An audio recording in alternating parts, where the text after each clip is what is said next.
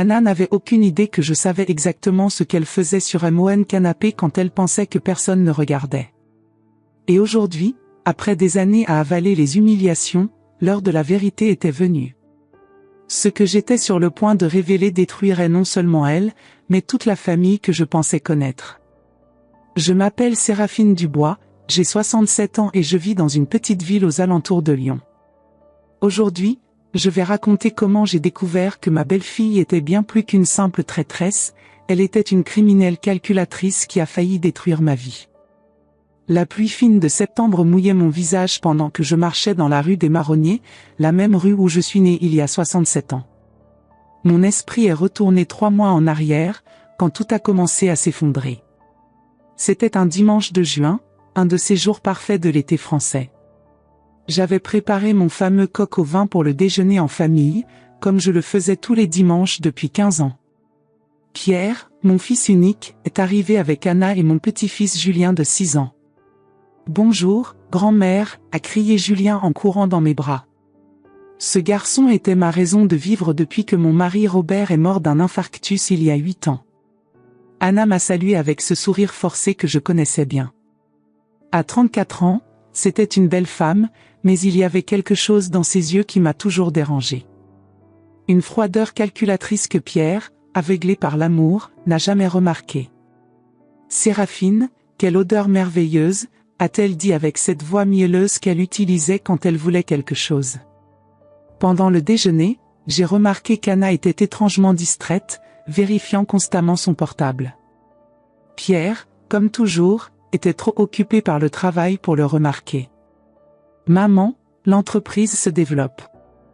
Nous allons ouvrir une filiale à Marseille », a annoncé mon fils avec fierté. « Je vais devoir voyager plus dans les prochains mois. » J'ai vu les yeux d'Anna briller pendant une seconde. « Quelle opportunité incroyable, mon chéri », a-t-elle répondu, mais je connaissais ce ton. Il y avait quelque chose derrière cet enthousiasme. Après le déjeuner, pendant que Pierre jouait avec Julien dans le jardin, Anna m'a demandé de parler en privé. « Séraphine, il faut que je parle d'une chose délicate », a-t-elle commencé, s'asseyant dans le fauteuil de velours bleu qui avait appartenu à ma mère. Pierre est très stressé par le travail. Peut-être que ce serait mieux si tu espacais un peu les visites. J'ai senti un froid dans l'estomac. Comment ça, Anna? Je viens ici tous les dimanches depuis 15 ans. Je sais, mais il a besoin de temps pour se concentrer sur la famille nucléaire. Tu comprends, non? Parfois la présence de la belle-mère peut être étouffante. Ces paroles m'ont frappé comme une gifle. Mais j'ai avalé l'humiliation, comme je le faisais toujours par amour pour mon fils. Si c'est ce que tu penses être le mieux, ai-je murmuré, sentant mon cœur se briser. À partir de ce jour, ma vie a changé drastiquement.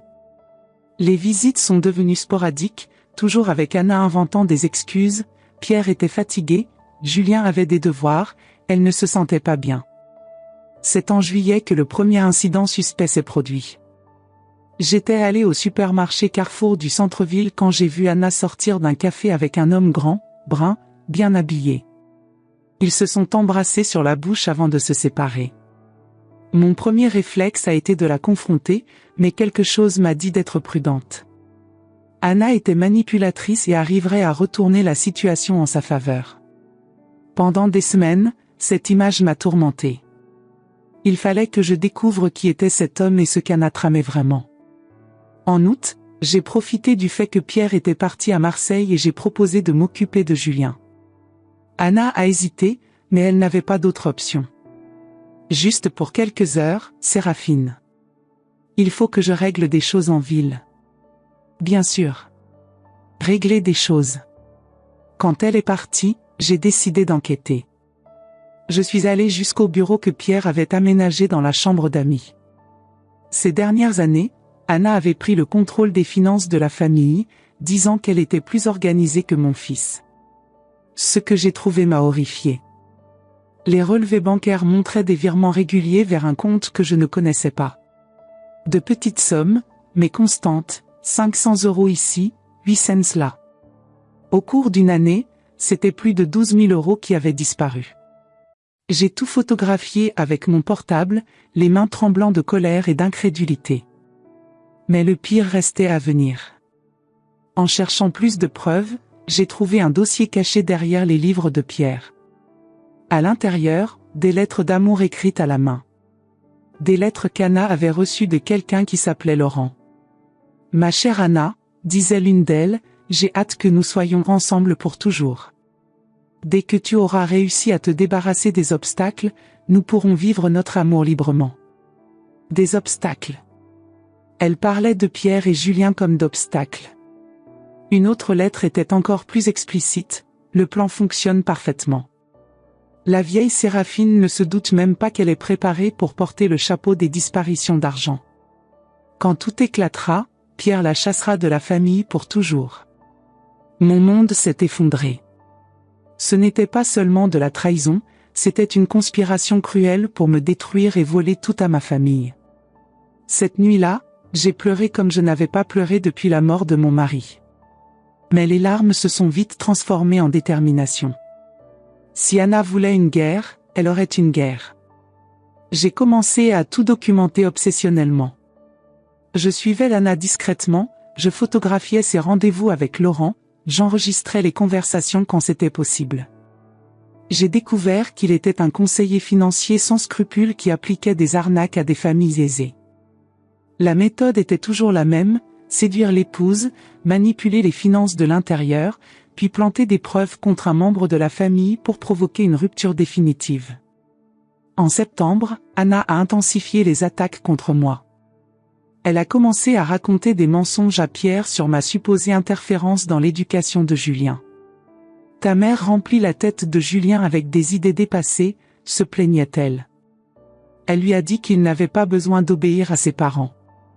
Pierre, fatigué par les voyages constants, croyait aveuglément aux paroles de sa femme.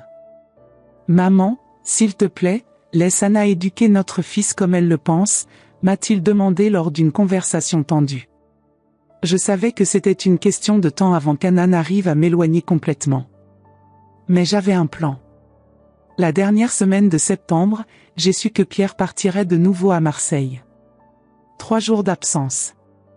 Assez de temps pour qu'Anna retrouve Laurent sans s'inquiéter. C'est à ce moment-là que j'ai installé la caméra. J'ai acheté une micro-caméra de sécurité dans un magasin d'électronique à Lyon. Le vendeur, un jeune homme sympathique, m'a aidé à configurer l'application sur le portable. « Madame, cette caméra a la vision nocturne et enregistre en haute définition », m'a-t-il expliqué. Parfaite pour surveiller la maison. S'il avait su pourquoi j'allais vraiment l'utiliser. J'ai profité de l'absence d'Anna et Pierre pour installer l'appareil derrière le cadre d'un tableau ancien dans le salon.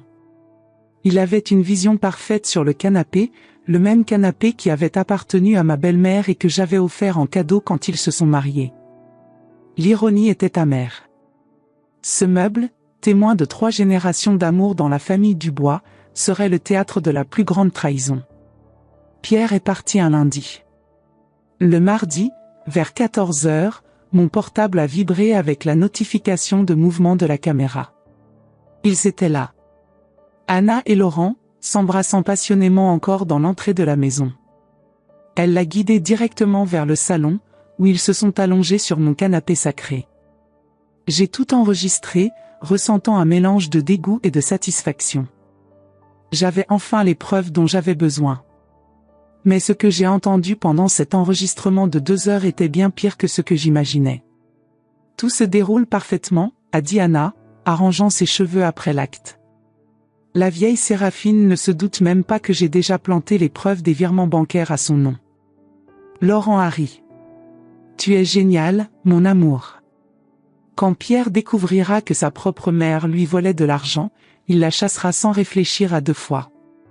Et le mieux, a continué Anna, c'est qu'après ça je peux demander le divorce en prétextant que je ne supporte plus de vivre dans une famille de criminels. Je garderai la maison, la garde de Julien et encore une bonne pension. Et nous pourrons vivre notre amour librement, a complété Laurent. Ils ont ri ensemble, planifiant ma destruction comme si c'était un jeu amusant. Mais Anna a commis une erreur fatale. Pendant que Laurent était aux toilettes, elle a téléphoné à quelqu'un. Oui, c'est Anna. Je veux prendre rendez-vous avec Pierre pour demain. Dis-lui que c'est à propos d'irrégularités dans les comptes de la famille. Non, pas besoin de donner de détails. Dis-lui juste que j'ai découvert quelque chose qu'il faut qu'il sache d'urgence. C'était le signal que j'attendais. Anna avait décidé d'accélérer le plan. Mais j'avais 3 longueurs d'avance.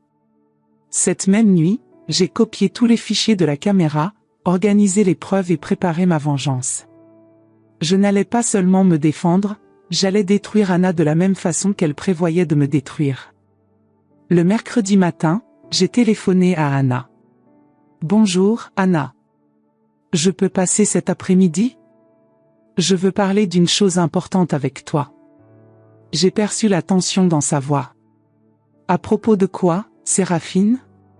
À propos de l'avenir de notre famille. Je pense qu'il est temps de mettre les points sur les i. Elle a accepté, pensant probablement que j'allais finalement accepter d'être écartée. Pauvre Anna. Elle n'avait aucune idée de ce qui l'attendait. Vous n'imaginez pas ce qui s'est passé quand j'ai confronté Anna avec toute la vérité. Sa réaction a été si choquante qu'elle a changé tout ce que je pensais de la méchanceté humaine. Mais ce qui m'a le plus surprise, c'est de découvrir qu'elle n'était pas seulement une traîtresse, elle faisait partie de quelque chose de beaucoup plus grand et plus sinistre.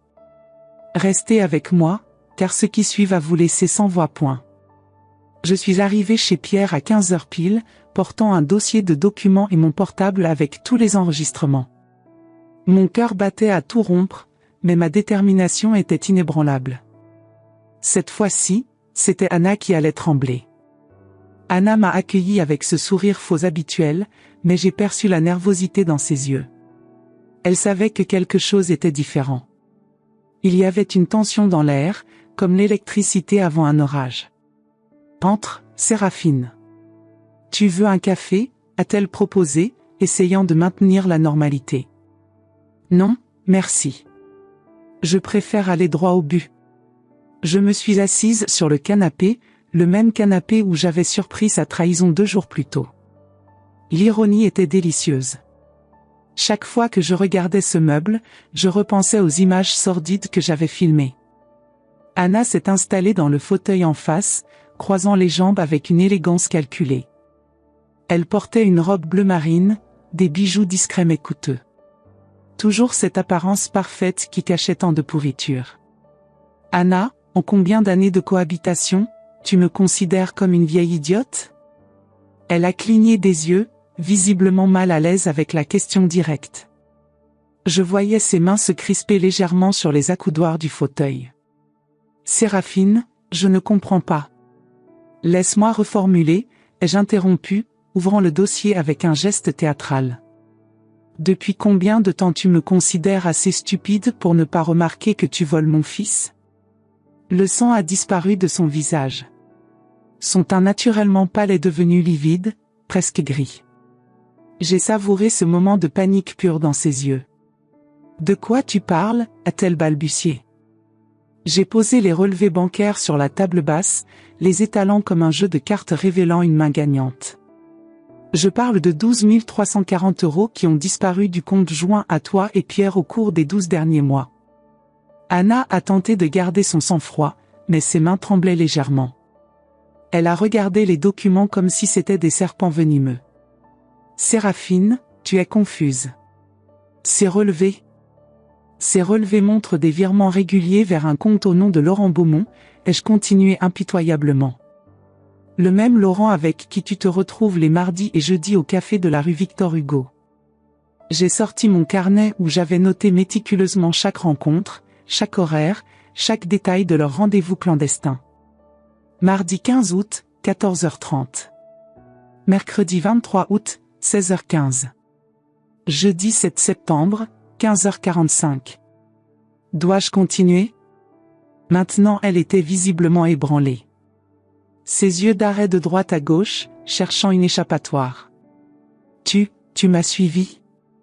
J'ai fait ce que n'importe quelle mère ferait pour protéger son fils d'une vipère, ai-je répondu froidement. Mais ce n'est même pas le pire. J'ai pris mon portable et ouvert la vidéo de la trahison. Le son a résonné dans le salon silencieux, les gémissements, les mots d'amour, les plans sinistres. Anna est devenue blanche comme un linge. Où tu as eu ça? Juste ici, ai-je pointé vers le tableau sur le mur. Sur ce canapé que tu as profané avec ta trahison dégoûtante. Elle s'est levée brusquement, tentant d'attraper mon portable. Efface ça maintenant.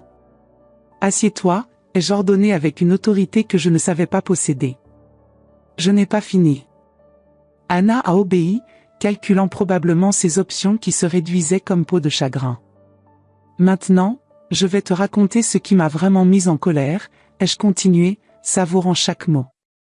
Ce n'était pas de découvrir que tu es une adultère sans vergogne. Ce n'était même pas de savoir que tu voles l'argent de ma famille.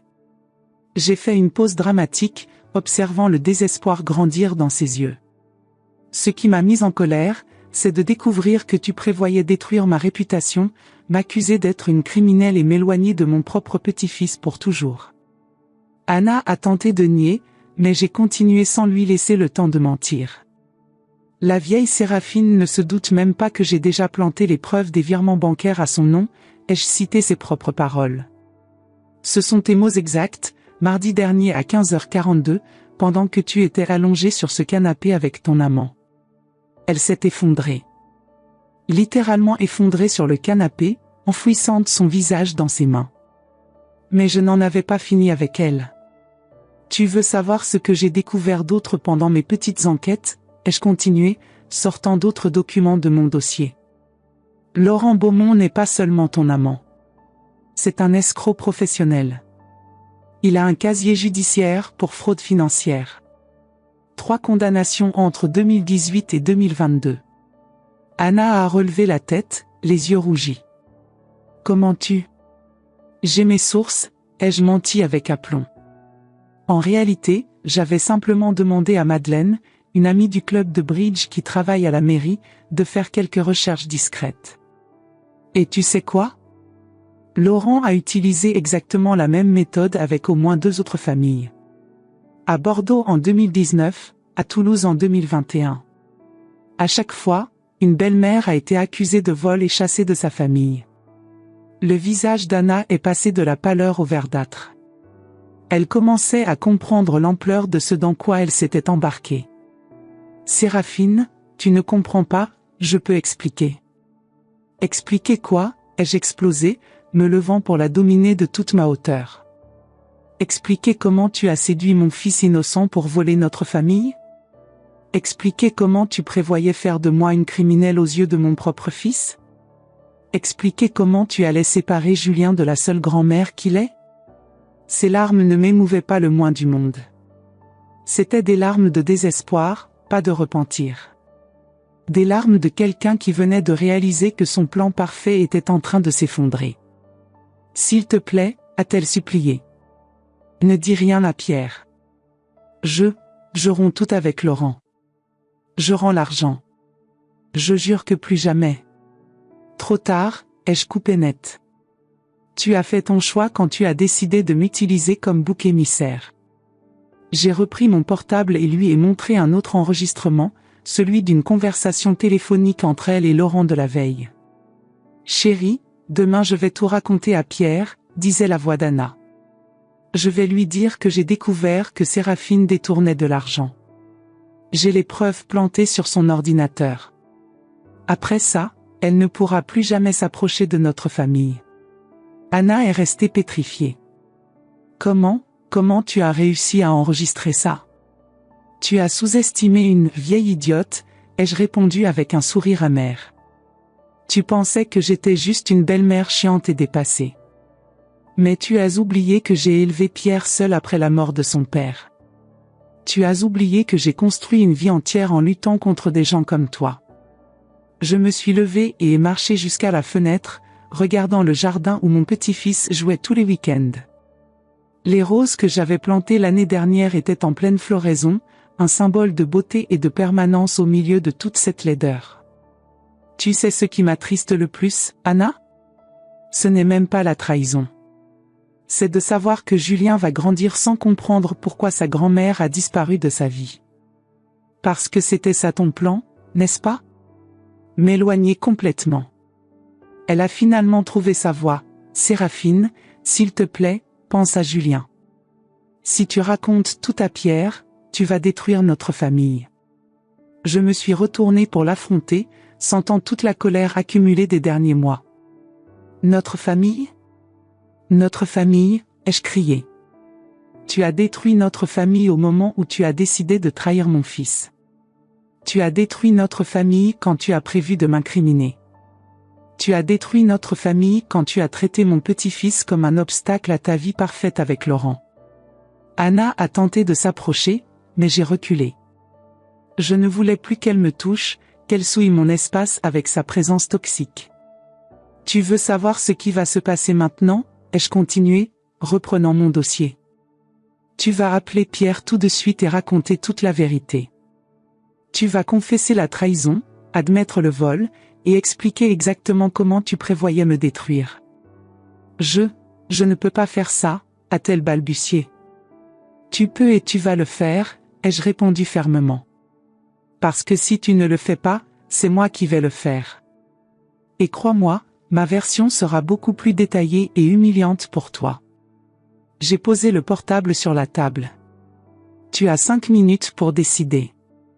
Soit tu dis la vérité à Pierre, soit je la dis. Mais d'une façon ou d'une autre, il saura tout aujourd'hui même. Anna a regardé le téléphone comme si c'était un cobra venimeux. Je voyais les rouages de son cerveau calculateur tourner à toute vitesse, pesant ses options limitées. Et si je lui dis, qu'est-ce que tu veux en échange? Rien, ai-je répondu. Je ne veux rien de toi. Je veux juste que mon fils sache qui tu es vraiment.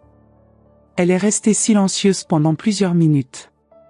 Le tic-tac de l'horloge grand-père dans l'entrée semblait résonner comme un métronome marquant la fin de sa vie parfaite et mensongère. Tu ne vas pas montrer la vidéo à Pierre, si, a-t-elle demandé d'une voix brisée. Ça dépendra de ton honnêteté dans la confession, ai-je répondu. Si tu dis toute la vérité, sans rien omettre, sans essayer de te victimiser, peut-être que je garderai certains détails plus intimes pour moi. Anna a pris le téléphone avec des mains tremblantes et composé le numéro de Pierre. J'ai pu entendre la sonnerie dans le silence oppressant du salon. Allô, Pierre? C'est moi. Il faut que tu viennes à la maison maintenant. C'est urgent. Non, je ne peux pas en parler au téléphone. S'il te plaît, viens vite. Elle a raccroché et m'a regardé avec une expression de défaite totale. Voilà. Il arrive. Parfait, ai-je répondu, m'installant confortablement dans le fauteuil. Maintenant nous allons attendre ensemble. Les 40 minutes suivantes ont été les plus tendues de ma vie. Anna pleurait silencieusement, me lançant occasionnellement des regards suppliants que j'ignorais complètement. Je réfléchissais à tout le chemin parcouru depuis ce dimanche de juin où elle avait commencé à m'éloigner. Chaque humiliation, chaque mensonge, chaque manipulation. Aujourd'hui, enfin, justice allait être rendue.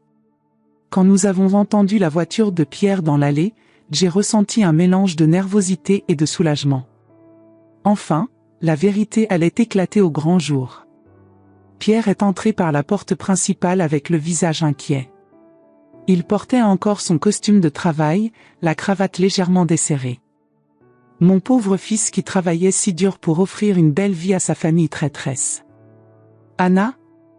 Maman? Qu'est-ce qui se passe ici?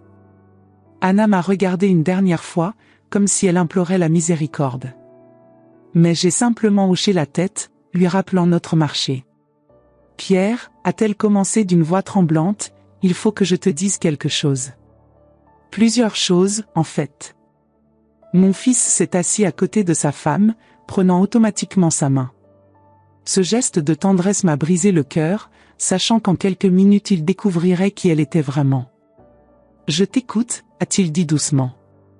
Anna a respiré profondément et a commencé à raconter. Au début, elle a tenté de minimiser les faits, parlant une erreur et un moment de faiblesse. Mais chaque fois qu'elle essayait d'adoucir la vérité, je tout sautais discrètement, lui rappelant les preuves que j'avais. Peu à peu, l'histoire complète s'est révélée. La trahison, le vol, les plans pour m'incriminer. Pierre écoutait en silence, son visage passant par l'incrédulité, la colère, la douleur profonde. Quand Anna a terminé, le silence dans le salon était assourdissant. On aurait pu entendre une mouche voler. « Pierre » a-t-elle chuchoté, « je suis désolée. »« Je peux expliquer. »« Sors » a dit mon fils d'une voix que je n'avais jamais entendue auparavant. Froide, tranchante, définitive. « Comment ? » ?»« Sors de ma maison. Maintenant. » Anna a tenté d'argumenter, mais Pierre s'est levé et a marché jusqu'à la fenêtre, nous tournant le dos. Je voyais ses épaules trembler de rage contenue. « Tu as 1 heure pour prendre tes affaires et partir. Mon avocat prendra contact pour le divorce et la garde de Julien. Pierre, s'il te plaît, pense à notre fils. » Penser à notre fils ? Il s'est retourné, et j'ai vu des larmes dans ses yeux. Tu as pensé à notre fils quand tu prévoyais détruire sa grand-mère ? Tu as pensé à lui quand tu as amené ton amant dans notre maison ? Anna a tenté de s'approcher, mais il a reculé comme si elle était contagieuse. 1 heure, Anna. Et n'essaie pas d'emporter quoi que ce soit qui ne t'appartienne pas exclusivement.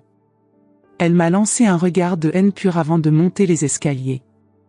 Un regard qui disait clairement que ce n'était pas fini entre nous. Pierre et moi sommes restés seuls dans le salon. Mon fils s'est effondré sur le canapé et a pleuré comme il n'avait pas pleuré depuis l'enfance. « Maman » a-t-il dit entre les sanglots, « pardonne-moi. Pardonne-moi de ne pas avoir cru en toi, d'avoir laissé cette femme te maltraiter, de... » « Ça suffit » ai-je interrompu, m'asseyant à côté de lui pour l'embrasser. « Tu es mon fils. Tu seras toujours mon fils. Peu importe ce qui arrive. » Nous sommes restés enlacés jusqu'à ce qu'Anna descende avec 2 valises, 1 heure plus tard. « Ce n'est pas fini » a-t-elle dit sur le seuil, s'adressant à moi. « Tu vas payer pour avoir détruit ma famille. » « Je n'ai rien détruit » ai-je répondu calmement. « Tu as tout détruit toute seule. » Elle est partie en claquant la porte, et je ne l'ai plus jamais revue. Enfin, nous étions libres. 2 semaines se sont écoulées depuis qu'Anna a été chassée de notre maison. Oui, notre maison, parce que Pierre a insisté pour que je revienne m'installer afin d'aider avec Julien. « Maman, ça a toujours été ta maison aussi » m'a-t-il dit le lendemain de la confession. Anna n'a jamais eu le droit d'essayer de t'éloigner. Il y avait quelque chose de profondément symbolique dans ce retour. Chaque objet dans cette maison portait une part de notre histoire familiale. Le vase en porcelaine que j'avais offert pour leur pendaison de crémaillère, les photos de Julien bébé que j'avais prises, le service de table qui avait appartenu à ma mère. Anna avait tenté d'effacer ma présence, mais ses souvenirs étaient indestructibles. L'adaptation n'a pas été facile. Julien était confus par la disparition soudaine de sa mère. Ses petits yeux innocents cherchaient sans cesse Anna dans les coins de la maison, et chaque fois qu'il demandait « Où est maman ?», mon cœur se brisait un peu plus. Pierre et moi avons dû trouver une façon délicate d'expliquer que parfois les adultes commettent des erreurs graves et doivent partir. Comment expliquer à un enfant de 6 ans que sa mère était une menteuse et une voleuse sans détruire complètement son innocence ? Grand-mère, m'a demandé Julien un matin en prenant son petit déjeuner, maman ne m'aime plus ? Mon cœur s'est brisé. J'ai pris mon petit-fils dans mes bras et choisi mes mots avec un soin infini. Ses cheveux bouclés sentaient encore le shampoing à la pomme que j'utilisais pour lui quand je le gardais. Mon petit, maman traverse des moments difficiles. Mais ça n'a rien à voir avec toi. Tu es un garçon merveilleux et tu seras toujours aimé. Mais pourquoi elle ne vient plus me voir ? Pourquoi elle ne m'a pas dit au revoir ? Ces questions d'enfant étaient comme des poignards. Comment expliquer l'égoïsme et la cruauté d'Anna à un être si pur ? Parfois, mon chéri, les adultes font des choses qui les obligent à partir loin. Mais tu as papa et tu as grand-mère, et nous ne partirons jamais. Pierre faisait de son mieux pour être père et mère à la fois. Je voyais la douleur dans ses yeux, mais aussi sa détermination farouche à protéger Julien de nouveaux traumatismes. Il avait pris un congé parental partiel pour passer plus de temps à la maison, réorganisant complètement sa vie professionnelle. Les soirs, après que Julien s'endormait, Pierre et moi restions dans le salon à parler. Il me racontait ses journées au bureau, les regards compatissants de ses collègues qui avaient appris pour le divorce, les questions indiscrètes auxquelles il devait répondre. « Maman, comment j'ai pu être si aveugle ?» me demandait-il souvent. « Comment j'ai pu ne pas voir qui elle était vraiment ?» Mon fils, Anna était une professionnelle de la manipulation. Elle avait de l'expérience, des techniques rodées. Tu n'es pas le premier homme intelligent à se faire avoir par une femme comme elle. C'était un jeudi gris de novembre, 3 semaines après l'expulsion d'Anna, que nous avons reçu une visite inattendue qui allait changer notre compréhension de toute cette affaire. J'étais en train de préparer le dîner, un pot-au-feu traditionnel, la recette de ma grand-mère, quand la sonnette a retenti. Pierre était dans son bureau, en visioconférence avec son équipe de Marseille. Julien jouait dans sa chambre avec ses Legos. J'ai ouvert la porte pour trouver 2 personnes en uniforme. Mon sang s'est glacé d'un coup. Est-ce qu'Anna avait tenu sa promesse de me nuire ? Madame Dubois, a demandé la femme, une blonde d'âge mûr avec des yeux perçants. Je suis l'inspectrice Moreau et voici l'inspecteur Martin. Pourriez-vous nous aider avec quelques informations concernant Anna Petit ? Anna Petit ? Ce n'était même pas son vrai nom ? Bien sûr, ai-je répondu, essayant de cacher ma nervosité. Mais puis-je demander de quoi il s'agit ? Nous enquêtons sur un réseau d'escroquerie financière, a expliqué l'inspectrice. Anna Petit, qui utilisait le nom de jeune fille Moreau, et Laurent Beaumont sont accusés d'avoir escroqué au moins cette famille dans la région de Lyon au cours des 2 dernières années. J'ai senti une onde de compréhension choquante me traverser. Anna n'était pas seulement une traîtresse opportuniste, c'était une criminelle professionnelle faisant partie d'un réseau organisé. Un réseau d'escroquerie, ai-je demandé, invitant les policiers à entrer. Pierre est descendu, alerté par les voix. Son visage s'est assombri en voyant les uniformes, mais il s'est joint à nous dans le salon avec un calme apparent. « Oui, madame », a continué l'inspectrice Moreau en sortant un dossier épais. Leur méthode est toujours la même, Laurent identifie des familles prospères avec des situations vulnérables, généralement où il y a une veuve ou une personne âgée avec accès à des ressources financières importantes. Anna s'approche ensuite d'un membre de la famille, habituellement par le biais de relations romantiques.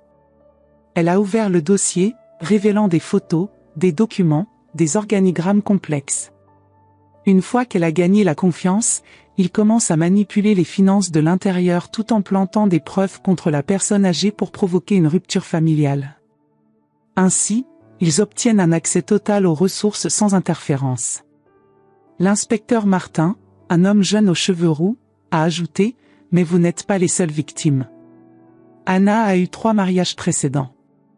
Tous ont fini de la même façon, le mari a chassé sa propre mère de la famille après avoir découvert qu'elle volait de l'argent. » Pierre et moi nous sommes regardés, choqués. Nous n'étions qu'une famille de plus sur une longue liste de victimes. « Mon Dieu !» a murmuré Pierre. Elle avait tout planifié depuis le début. « Exactement », a confirmé l'inspectrice. Anna Petit, dont le vrai nom est André Rousseau, a un historique de fraude qui remonte à 2015. Laurent Beaumont est son complice depuis 2018, mais il a commencé ses activités criminelles bien plus tôt. Elle a sorti une série de photos de famille et nous les a montrées une par une. Famille Leclerc à Bordeaux, elle a épousé le fils veuf, détourné 45 000 € et fait en sorte que la belle-mère de 72 ans soit chassée de la famille en disgrâce. La pauvre femme a fait un infarctus 6 mois plus tard. Mon cœur s'est serré. Une femme de mon âge, victime de la même manipulation cruelle. Famille Rousseau à Toulouse, même méthode, 38 000 € détournés. La belle-mère de 69 ans a tenté de se suicider après avoir été accusée faussement de vol. Elle a survécu, mais elle ne s'est jamais remise psychologiquement. Chaque cas était une variation du même plan diabolique. Je me sentais physiquement malade en pensant à toutes ces familles détruites de l'intérieur. Famille Berger à Nice, 52 000 € volés. La belle-mère de 74 ans est morte seule dans un hospice, rejetée par ses propres enfants qui la croyaient coupable. Les larmes me sont montées aux yeux. Toutes ces femmes, toutes ces grand-mères arrachées à leur famille, mortes dans la solitude et la honte à cause d'Anna et Laurent. Comment avez-vous découvert la connexion ? A demandé Pierre, sa voix tremblant de colère. Grâce à votre mère, en fait, a répondu l'inspectrice avec un sourire respectueux. Quand vous avez présenté les preuves de la fraude au commissariat, nous avons enquêté plus profondément et découvert le schéma. Anna a commis une erreur, elle a utilisé le même compte bancaire pour recevoir l'argent de votre famille et de la famille précédente. Je me suis tournée vers Pierre. Tu as porté plainte ? Bien sûr, maman. Je n'allais pas laisser cette femme voler notre famille et s'en sortir impunément. Elle devait répondre de ses actes devant la justice. L'inspectrice Moreau a souri chaleureusement. Madame Séraphine, vos preuves ont été fondamentales pour démanteler tout le réseau. Sans vos enregistrements et documents méticuleux, nous n'aurions probablement jamais réussi à connecter tous les cas. Votre courage et votre détermination ont sauvé d'autres familles. J'ai ressenti une onde de satisfaction profonde. Mon obsession pour les preuves avait aidé à protéger d'autres familles innocentes. Où sont-ils maintenant ? Ai-je demandé. Anna a été arrêtée hier à Marseille. Elle tentait d'appliquer la même escroquerie sur une autre famille, mais cette fois nous l'observions. Laurent était déjà en garde à vue depuis une semaine. Et l'argent, c'est Anki Pierre. Nous traçons leurs biens. Ils possédaient des comptes dans 4 banques différentes, plus des investissements immobiliers achetés avec l'argent volé. Vous devriez récupérer la majorité de ce qui a été volé, plus des dommages et intérêts. L'inspecteur Martin a ajouté, nous avons trouvé un appartement luxueux à Cannes au nom de Laurent, acheté avec l'argent de leurs victimes. Une voiture de sport, des bijoux coûteux. Ils vivaient comme des rois avec la souffrance d'autrui. Après le départ des policiers, Pierre et moi sommes restés assis en silence, digérant tout ce que nous venions d'apprendre.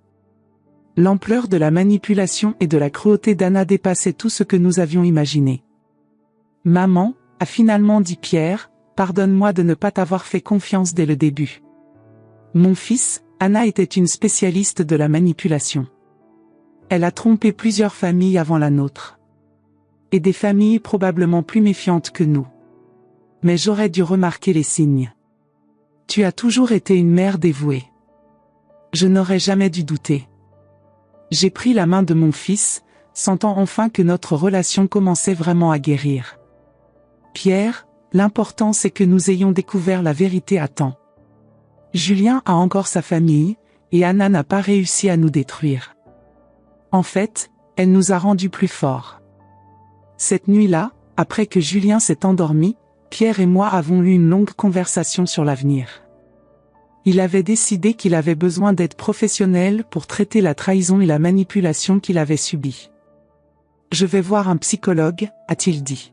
« J'ai besoin de comprendre comment j'ai pu être si aveugle, comment je n'ai pas réussi à voir qui elle était vraiment. Et surtout, j'ai besoin d'apprendre à faire confiance à nouveau. » Tu n'étais pas aveugle, mon fils. Tu étais amoureux. Et des gens comme Anna se spécialisent dans l'exploitation de nos sentiments les plus purs. Au cours des semaines suivantes, notre routine s'est réorganisée naturellement. J'ai repris mes habitudes d'avant, je préparais le petit déjeuner de Julien le matin, je l'accompagnais à l'école, je préparais ses repas préférés. Pierre avait adapté ses horaires de travail pour être plus présent, rentrant plus tôt le soir pour participer aux devoirs et aux jeux. « Grand-mère », m'a dit Julien un jour pendant que nous faisions des cookies dans la cuisine, « pourquoi maman est vraiment partie ?» C'était la question que je redoutais, mais que je savais qu'elle viendrait. Je me suis agenouillé pour me mettre à sa hauteur, regardant ses yeux innocents si semblables à ceux de Pierre enfant. « Julien, parfois les adultes font des choix qui blessent les gens qu'ils aiment. Ta maman a fait des choix qui ont beaucoup blessé papa et grand-mère. Elle va revenir ? Non, mon petit. Mais tu as papa et tu m'as moi. Et nous prendrons soin de toi pour toujours. » Il m'a serré fort dans ses petits bras, et j'ai senti mon cœur se remplir d'amour et de détermination. Peu importe ce qu'Anna avait tenté de faire, notre famille ressortirait plus forte de cette épreuve. Un mois plus tard, nous avons reçu une autre visite des policiers. Cette fois avec de bonnes nouvelles, mais aussi des révélations qui nous ont glacé le sang. Nous avons réussi à tracer la majorité de l'argent, nous a informé l'inspectrice Moreau. Anna et Laurent maintenaient des comptes dans 6 banques différentes, sous plusieurs identités. Vous devriez récupérer approximativement 11 200 €, plus les dommages et intérêts. Et les autres cas, ai-je demandé. Toutes les procédures sont en cours. Anna a été condamnée à 8 ans de prison ferme, Laurent à 10 ans.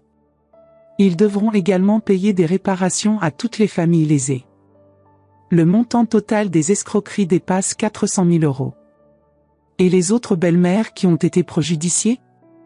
L'inspectrice a souri tristement. C'est là où ça devient intéressant. Nous essayons de réunir les familles. Dans certains cas, les dégâts émotionnels ont été énormes. Mais il y a de l'espoir de réconciliation pour au moins 4 familles. Les preuves que nous avons trouvées dans l'appartement de Laurent incluaient des enregistrements où Anna et lui se vantaient de leurs méfaits. Cette information m'a profondément touchée.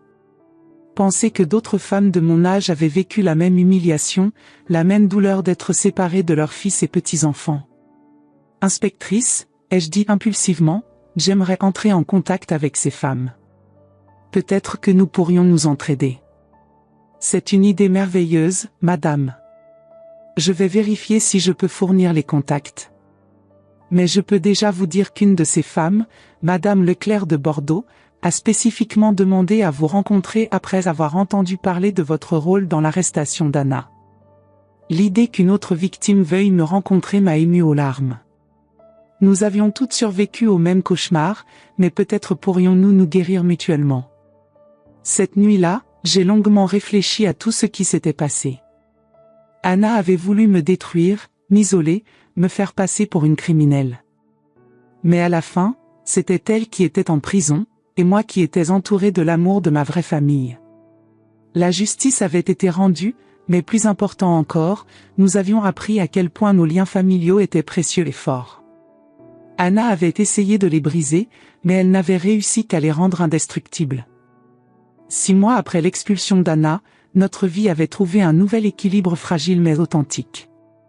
Julien s'adaptait remarquablement bien à la nouvelle routine, Pierre suivait sa thérapie avec détermination, et moi, j'avais découvert un but renouvelé qui donnait un sens profond à tout ce que nous avions traversé. Le groupe de soutien que j'avais formé avec d'autres victimes du réseau d'Anna et Laurent était devenu ma nouvelle passion.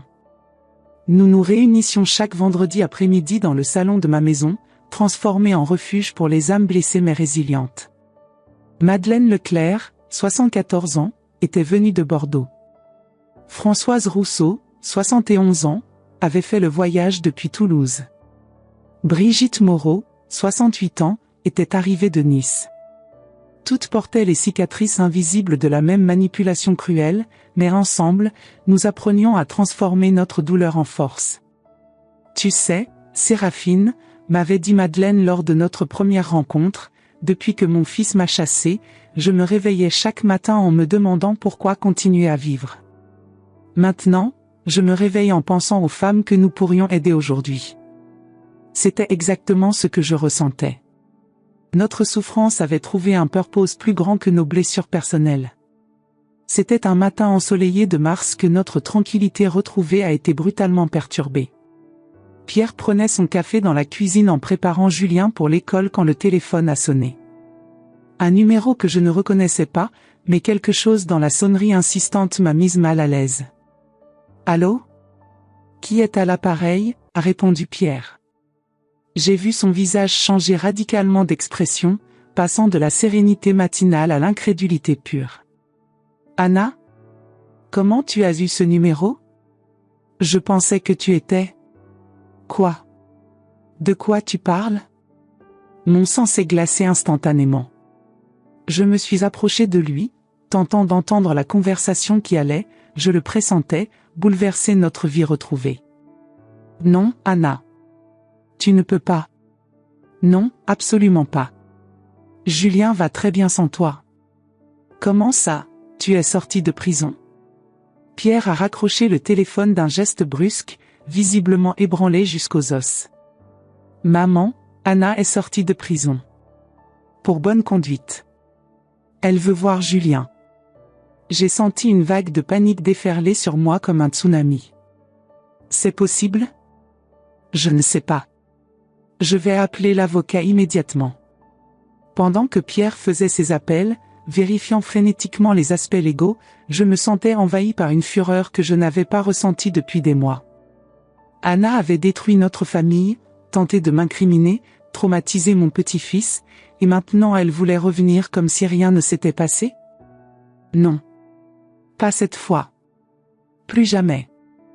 L'avocat nous a informé qu'effectivement, légalement, Anna avait droit à des visites supervisées avec Julien.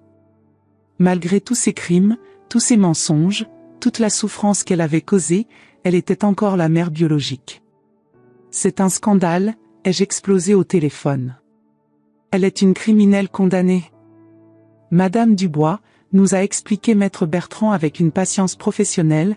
Malheureusement, le système légal français privilégie le lien biologique, même dans des cas comme celui-ci. Cependant, toutes les visites devront être strictement supervisées par un travailleur social, et au moindre comportement inapproprié. Au moindre comportement inapproprié, il sera trop tard, ai-je coupé. Le mal sera déjà fait. Cette nuit-là, après que Julien s'est endormi dans son petit lit, inconscient de la tempête qui se préparait au-dessus de sa tête innocente, Pierre et moi avons parlé de nos peurs les plus profondes. Maman, et si elle essaie de manipuler Julien? Et si elle invente des mensonges sur nous? Et si elle arrive à retourner mon fils contre moi comme elle avait prévu de te retourner contre moi? Pierre, Anna peut être une criminelle, mais elle n'est pas stupide. Elle sait que nous surveillons chacun de ses mouvements maintenant. Elle sait que nous avons des preuves de tout ce qu'elle a fait. Mais et si? Il n'y a pas de « si », ai-je interrompu avec une détermination qui m'a surprise moi-même. Nous allons protéger Julien. Et cette fois, nous serons préparés à tout ce qu'elle tentera. J'ai passé la nuit entière à planifier, à réfléchir, à anticiper chaque mouvement possible d'Anna. Elle pensait pouvoir revenir et causer plus de destruction? Elle se trompait lourdement. Le matin suivant, j'ai appelé toutes les femmes de notre groupe de soutien. La solidarité que nous avions construite allait être mise à l'épreuve. Les filles, j'ai besoin de votre aide. Anna est de retour. La réaction a été immédiate et touchante. Madeleine, Françoise et Brigitte se sont proposées de venir jusqu'à Lyon pour nous soutenir. Les autres ont promis une aide logistique et émotionnelle à distance. Séraphine, m'a dit Madeleine au téléphone, sa voix tremblant d'émotion, cette fois nous sommes préparés. Anna ne réussira plus à faire mal à personne. Le jour de la première visite supervisée, nous avons organisé une véritable opération de protection. Françoise était venue de Toulouse, Brigitte de Nice, et même de nouvelles membres du groupe, Marie-Claire de Marseille et Sylvie de Montpellier, avaient fait le déplacement. Toutes nous attendions dans le café en face du centre de médiation familiale où la rencontre devait avoir lieu. À travers les grandes baies vitrées, nous avions une vue parfaite sur l'entrée du bâtiment officiel. Pierre était à l'intérieur avec Julien, et nous, les grand-mères guerrières comme nous nous surnommions maintenant avec humour noir, nous observions chaque mouvement de notre ennemi commun. Anna est arrivée à l'heure pile, vêtue de manière conservatrice, un tailleur bleu marine, des chaussures plates, un maquillage discret. Elle avait clairement étudié son apparence pour paraître respectable et maternelle.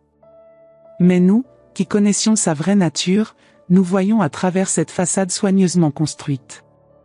Regardez, a chuchoté Brigitte, elle porte même un petit sac à main modeste. Avant, elle ne sortait jamais sans ses marques de luxe. Pure manipulation, a murmuré Françoise avec dégoût. Elle joue le rôle de la mère repentie. À travers la fenêtre du centre, nous avons observé la rencontre.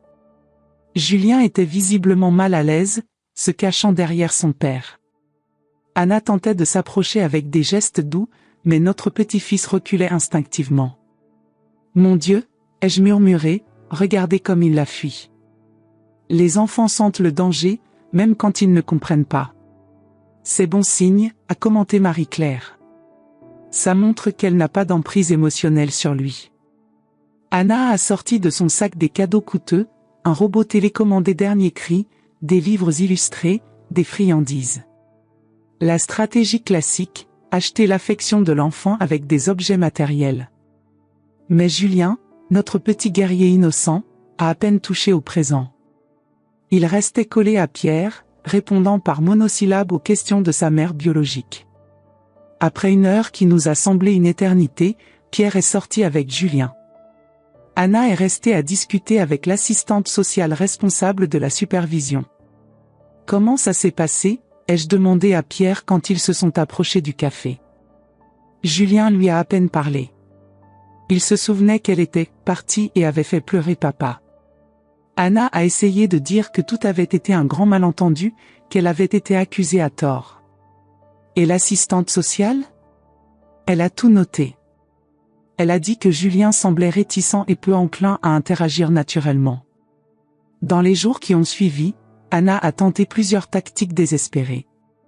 Elle appelait constamment, envoyait des cadeaux somptueux à Julien par coursier, a même essayé d'apparaître devant son école, une violation claire des règles de visite supervisée. C'est là que nous avons découvert sa nouvelle stratégie, bien plus dangereuse que tout ce que nous avions anticipé. Anna avait engagé un avocat de renom à Paris, maître Philippe Dumoulin, spécialisé dans les affaires de garde d'enfants complexes. Elle tentait de faire annuler sa condamnation en prétendant avoir été victime d'un complot. Elle dit que tu as fabriqué les preuves, m'a expliqué Pierre après avoir parlé avec notre avocat. Que tu étais jalouse d'elle et que tu as tout inventé pour la faire partir. J'ai souri froidement. Intéressant. Et Laurent ? Il dit aussi que c'était une machination ? Non, Laurent a avoué tous les crimes et confirmé tout le réseau d'escroquerie. Mais Anna essaie de se distancer de lui, prétendant qu'elle était sous son influence, qu'elle était une victime manipulée. Pierre, dis-moi une chose, tu as encore accès aux anciens comptes bancaires ? Oui, pourquoi ? Parce que j'ai une idée qui va clore définitivement cette histoire. Cette nuit-là, je me suis renfermé dans le bureau avec mon ordinateur portable et j'ai commencé ma propre enquête parallèle. Si Anna pensait pouvoir mentir sur notre famille, j'allais lui montrer ce qu'était une vraie investigation menée par une femme déterminée. Ce que j'ai découvert a dépassé mes pires cauchemars. Anna avait ouvert de nouveaux comptes bancaires après sa sortie de prison. Et, chose incroyable, elle manipulait déjà de l'argent suspect. Elle n'avait rien appris, rien changé, elle recommençait ses escroqueries. Mon Dieu, ai-je murmuré pour moi-même en examinant les relevés que j'avais obtenus grâce à des contacts dans notre réseau de victimes, elle n'a pas arrêté. Elle remet ça. J'ai commencé à tracer les mouvements financiers avec l'aide de Françoise, qui avait travaillé dans la comptabilité avant sa retraite. Anna utilisait une nouvelle identité, Marie Dubois, ironiquement en utilisant mon nom de famille. Elle s'approchait d'une famille aisée de Cannes, un veuf de 58 ans, François Mercier, propriétaire d'une chaîne de restaurants, avec 2 enfants adolescents et une mère de 81 ans vivant avec eux. Elle va recommencer exactement le même schéma, ai-je réalisé avec horreur. Cette famille n'a aucune idée de ce qui l'attend. Grâce à notre réseau de victimes devenues vigilantes, nous avons réussi à rassembler une quantité impressionnante d'informations. Anna avait créé de faux profils sur les réseaux sociaux, se présentait comme une consultante en décoration d'intérieur récemment veuve. Les photos de profil la montraient dans une version idéalisée d'elle-même, souriante, élégante, avec des citations inspirantes sur la résilience et l'amour. Pure manipulation émotionnelle. J'ai immédiatement contacté l'inspectrice Moreau. Inspectrice, Anna commet de nouveaux crimes. J'ai les preuves. Madame Séraphine, c'est très grave. Si elle viole les termes de sa libération conditionnelle, elle ne viole pas seulement les termes, elle essaie d'escroquer une nouvelle famille. J'ai transmis toutes les preuves à la police, relevés bancaires obtenus légalement, capture d'écran des réseaux sociaux, même des enregistrements de conversations téléphoniques que nous avions réussi à obtenir grâce à nos contacts dans différentes villes. Mais ce n'était pas tout. En fouillant plus profondément, j'ai découvert qu'Anna était en contact avec d'autres criminels qu'elle avait rencontrés en prison. Elle était en train de monter un nouveau réseau, encore plus sophistiqué que le précédent. Elle apprend de ses erreurs, ai-je expliqué à Pierre. Cette fois, elle ne se contente pas de voler de l'argent. Elle planifie quelque chose de beaucoup plus grand. Anna avait recruté 2 complices, une femme de 45 ans spécialisée dans l'usurpation d'identité et un homme de 35 ans expert en cybercriminalité. Ensemble, ils prévoyaient de cibler non pas une famille à la fois, mais plusieurs simultanément à travers toute la France. La police a agi avec une rapidité qui m'a impressionné.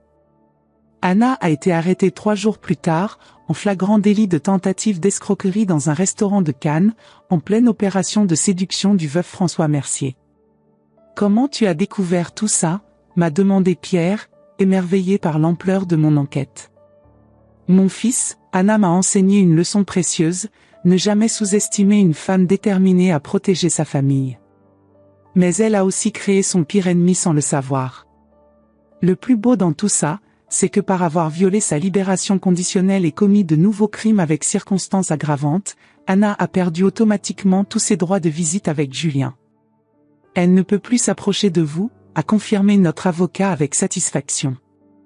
La nouvelle sentence est de 12 ans ferme, sans possibilité de libération conditionnelle. De plus, l'enquête sur le nouveau réseau a révélé des ramifications internationales. Elle risque des poursuites dans d'autres pays européens. Cette nuit-là, j'ai organisé un dîner spécial pour célébrer avec toutes les femmes de notre groupe. Elles étaient toutes venues, Madeleine, Françoise, Brigitte, Marie-Claire, Sylvie, et 3 nouvelles membres qui s'étaient jointes à nous récemment. La table de la salle à manger n'avait jamais accueilli un groupe si divers mais uni par une expérience commune de survie et de renaissance. Mes chers amis, ai-je dit en levant ma coupe de champagne, nous avons découvert que notre plus grande vengeance n'est pas de détruire celle qui nous a fait mal. Notre plus grande vengeance est de nous rendre plus fortes et de protéger d'autres personnes de vivre les mêmes souffrances. À la force des femmes qui refusent d'être des victimes, a trinqué Brigitte, ses yeux brillants de fierté retrouvée. À la famille qui se reconstruit plus forte, a complété Madeleine, regardant Pierre et Julien avec tendresse. Julien, qui était assis à table avec nous, a levé son verre de jus de pomme avec un sérieux adorable. À grand-mère Séraphine, qui protège tout le monde. J'ai ri à travers mes larmes. À 67 ans, j'avais découvert que ma vraie force ne résidait pas dans la vengeance, mais dans la capacité de transformer la douleur en protection, le trauma en croissance, la solitude en communauté. Pierre s'est approché et m'a embrassé. « Maman, tu as sauvé notre famille. Pas seulement d'Anna, mais de toutes les autres Anna qui existent dans le monde. Non, mon fils. Nous avons sauvé notre famille. Ensemble. Et maintenant, nous aidons d'autres familles à se sauver aussi. » J'ai regardé par la fenêtre du salon, voyant le jardin où Julien jouait tous les jours, en sécurité et protégé. Le rosier que j'avais planté en mémoire de mon mari Robert était en pleine floraison, symbole de continuité et d'amour qui traverse les générations. Anna avait essayé de détruire cela, mais elle n'avait réussi qu'à nous rendre plus unis, plus vigilants, et paradoxalement plus ouverts aux autres victimes qui avaient besoin d'aide. Sur le canapé, ce même canapé qui avait été le théâtre de tant de trahisons, maintenant Julien regardait ses dessins animés les week-ends, Pierre lisait ses livres le soir, et moi je faisais du tricot tout en racontant des histoires de la famille. Anna pensait qu'elle allait réussir à m'humilier, me chasser, me détruire. Mais ce qu'elle n'avait pas prévu, c'est qu'une vieille idiote de 67 ans pouvait être plus maligne, plus déterminée et infiniment plus forte qu'une criminelle professionnelle avec des années d'expérience. La vraie ironie ? En tentant de m'utiliser comme bouc émissaire, Anna avait créé la personne qui serait responsable de sa chute définitive et de son enfermement pour de très longues années.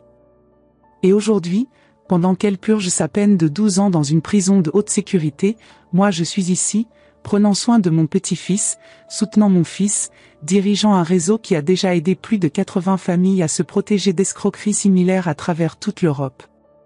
Notre groupe de soutien est devenu une véritable organisation reconnue par les autorités.